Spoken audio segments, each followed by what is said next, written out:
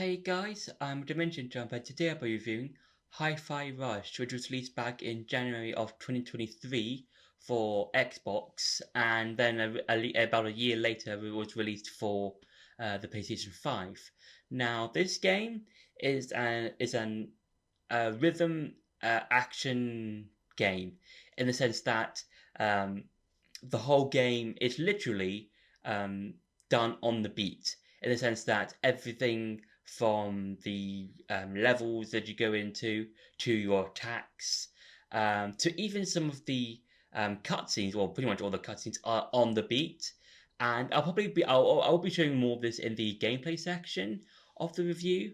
But the main plot of the story is that Chai, who's the main character, finds himself sort of tangled up in this um, plot in that the main um, CEO of this company, Vandelay, is trying to control people's minds who have Armstrong tech. So anything from a robot hand to a leg um, will be mind controlled to, I think, from what I remember, to buy more Vandelay products and stuff like that. And it's up to Chai, as well as Peppermint, her robot cat, 808, as well as other characters like Corsica, Cinnamon, and Macaron to team together to take down Vandelay and take out all the Vandelay bosses or heads of the different departments so that they can take down um, Kale. Kyle? I think it's Kale. And even when with Corsica, she originally was part of the Vandelay um, heads of the different departments. I think she was like the head of security, I believe. And what I like about Hi-Fi Rush is that it's, as I said before, the whole game is done on the beat when it comes to some of the cutscenes, to even the level layouts and stuff like that.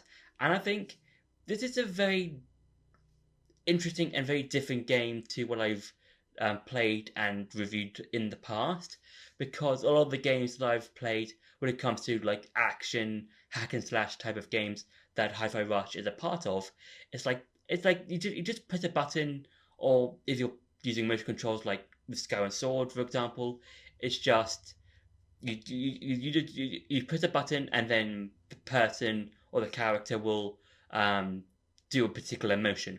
With Hi-Fi Rush, there are stuff like combos and stuff, and each combo, if you do it right, will be on the beat. And I think that's really clever and a really interesting way of playing a game, because it really helps you to learn how to like do stuff on the beat. I think, and a lot of the time you might miss some like rhythms here and there, but like I think it's one of those games where you can learn and you can get better as the game goes on. And I think that's a really interesting way of doing it. And if you press, well, there's a way of finding out how to like go on the beat, because I think for me in particular, I'm not too sure on the Xbox version, but if you press on the touchpad, or just the big thing in the middle on the PlayStation 5 controller, you can see like this sort of like cat icon, and you can see these red bars going towards the center where the cat icon is, and that can help you go and try and land hits on the beat.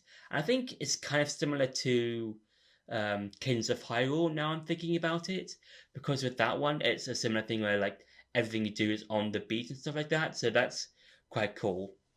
And yeah, and also there are two different soundtracks. This is before I get into the gameplay section. I'll probably talk about it a bit in the gameplay section, but I want to quickly talk about it in this part of the review. So there are kind of technically two different soundtracks. There's the streamer mode and non-streamer mode.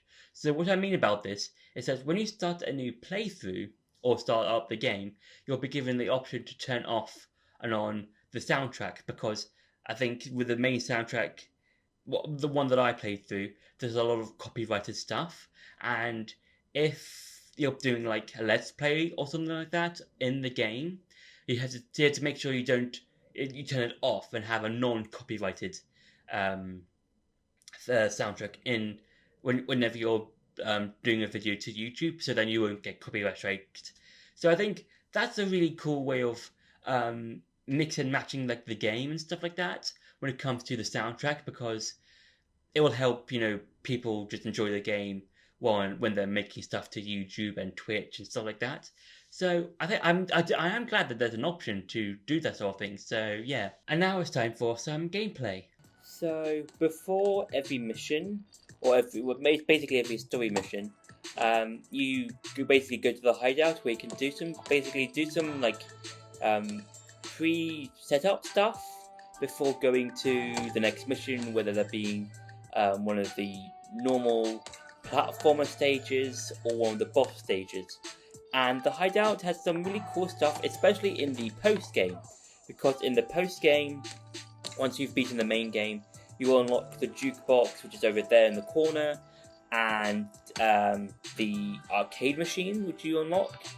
And also, once you've beaten the main game, you will unlock different costumes. So like for Chai, he has the most because he's the main person going out in all the different missions and stuff. So here's just an example of here's the stuff he can use if you want to customize him. Here's all the one for 808, Peppermint, Macaron, Cinnamon, and Corsica. And they all cost gears, so you will need to collect gears in the game to buy the costumes. There's also the rewards wall. So basically, what it means that throughout the game you will be doing different stuff. So fighting particular enemies, finding a certain amount of gears, doing a certain amount of combos, that sort of thing. And then the more you do, the more rewards and gears and other upgradable stuff you might get, you can use. And then it will turn into portraits of the different characters and enemies that you've met along the way. So, and also, Macaron is the main guy that helps you with the shop when he's introduced, because early in the game it's mainly Peppermint, but then when Macaron is introduced, he helps out with the shop. So you can buy like different chips. So these chips are used for your for, if I can find it, it's there, for this. So this basically just helps you with different stuff. So it helps you like because of the different ones, it's mainly like with health, the guys that can help you with combat, that sort of stuff. Then you've got items, so like they can help you with like getting more health and stuff like that. Special attacks, so like the different moves you can get in the game, and then attacks you and your party can use throughout the different levels. So I think that's quite cool. So now I'm going to show you like the different levels. And what do you like about that? So once you've beaten the game, you can change which level you want to choose from. And also you can choose which mode you want to play from. So I mainly play this on normal, just because I wanted to have a feel of what the game was like. So yeah, it shows you, and I do like how it shows you what the different rankings are for the different areas of the game, or for each level that you were playing on. So as you can see, they're fairly okay. Like I think they're like the worst one, like the D rank for the stage as a whole. But and you've got like some areas where like it's mainly B's and A's with a couple of S's and I think a few C's, maybe 2 or 3 C ranks in the levels. But yeah, I think because it was on normal, I was kind of feeling it out. So I'm just going to choose a random level. Let's just go with one of the early ones. Let's go with this one. Because why not? Guide. Try to keep a low profile. Yeah. Come on, 808. Let's have some fun. So, so if you're playing well, so basically what I'm trying to say is, like, I think I will have said this, or will be saying this, that there was two modes, two sets, so basically two different soundtracks, that being streamer mode. So I think I'm playing on streamer mode, so that basically means if anyone's thinking of doing a let's play or something, which I highly recommend, if you want to play the game, I would suggest, well, I think the game even suggests doing it, that you go and put streamer mode on so you don't get copyrighted. Because there is a boss fight towards the end of the game where I think the whole game does use it, but like, for example, one of the games, or one of the boss fights does use a there's Kale. does use like a well-known piece of tune, or song or something like that. Yeah. Jeez, wanting to yell. Just give So- credit where it's due. As you can see, I'm basically dodging, but basically that, and you can see like different notes and stuff like that. So that's basically what it means by like the whole game is on a beat. So I think that's quite cool. And and I think I have said before that the whole game is like this. I think it's quite nice. It's like it really helps you think of like how to do different combos. And throughout the game, I think well, basically just it's good to try and do combos and stuff like that. But also, you can use, if you can see in the top left hand corner, you can see the different characters that can help you, and all of them all have their own different abilities. So Cinnamon, no, not Cinnamon. The Peppermints can use their blasters. Macaron can do like a smash attack, and Corsica has like a wind attack, which all have their own unique ways. Which I think is quite cool. And also, if you press L1, you can basically just grab people and just kind of like a hook shot sort of thing, which helps you get closer to the enemies, and you can do like combos and stuff like that. So I think that's quite cool. As long as Rekka doesn't. And yeah, I think it's really cool. I do like the whole different levels and stuff like that, and I do like how each level, or each area that you go to when it comes to a particular boss, Sounds juicy. represents I the thought you said different she wouldn't be here. different characters or the different bosses. So, for example, when you get to the Zonzo guy, because he's head of R&D, he will have you be tested, like when it comes to combos and stuff like that. So that's quite cool. So I think that's been it for the gameplay. Now let's go back to the review. So overall, with Hi-Fi Rush, it kind of feels like one big Saturday morning cartoon in a sort of weird sense, because there's a lot of jokes that really are really funny and stuff like that, and really cool, and I do quite like. For example, when you're fighting on the bosses, I think it's Zonzo, I believe. He says, "Oh, I've been expecting you, Mr. Chai," and Chai's like, "Oh, that's Mr. Chai to you," and then it's like, "That's what I just said. I just called you that," and it's like, "Oh, okay," and then it's like really funny. And with Zonzo himself, what I do like about him, is that he does a lot of different JoJo poses. There'll probably be some screenshots of that on the screen right now. But there's another thing. There's a variety of references and stuff to different things. So like, there's one to Twin Peaks, I believe, because there's a cutscene where Chai has been knocked out, and all the other characters are kind of telling him in his head to tell him to snap out of it. And with 808, there's a sort of like dance that I believe that's found in one of the episodes too, Twin Peaks. So I think that's quite cool. And there's also as well no only references, but there's also costumes and different moves you can use and mix and match and stuff like that.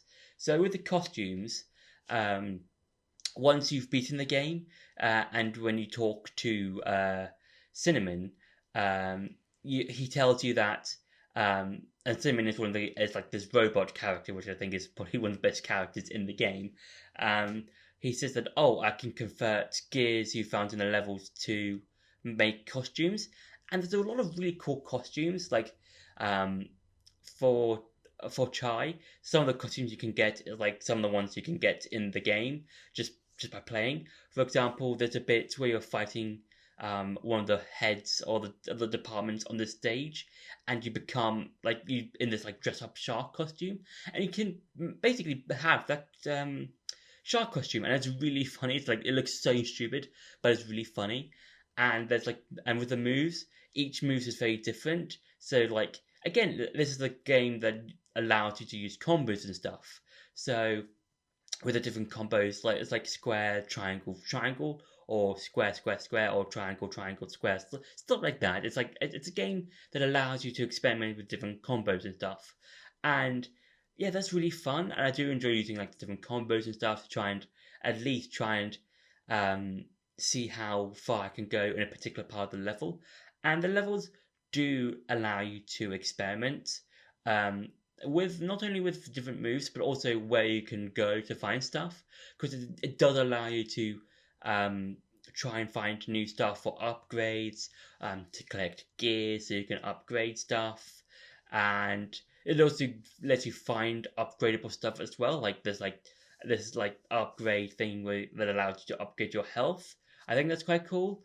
And yeah, I would say overall, the game is really fun. And even once you finish the game, you're not done in a sort of sense that the game will normally allows you to do that sort of thing. Where if you beat a game, you've just beaten it. Because once you've beaten the game, you are allowed to go through all the other levels on the other modes, but also try and find these different doors that you might have found throughout the course of the game, because Spectra, which is the whole algorithm thing that will allow Kale to mind control people, there are some parts of it still up and about, and you have to find these different doors that you might have found throughout the course of some of the levels to try and get to them and try and sort of like stop this version of Spectra from going loose, stuff like that. So yeah, so overall, I highly suggest getting Hi-Fi Rush if you enjoy the sort of rhythm action type of games, and also it feels like, as I said before, it feels like one big Saturday morning cartoon. So I think that's quite cool. And overall, it's just a very fun game from start to end. I enjoy all the character interactions. I think a lot of the jokes really land, and I think are really funny. So yeah, so that's been my review for Hi-Fi Rush. I hope you enjoyed this video. Don't forget to like, share, and subscribe, and I'll see you in the next video.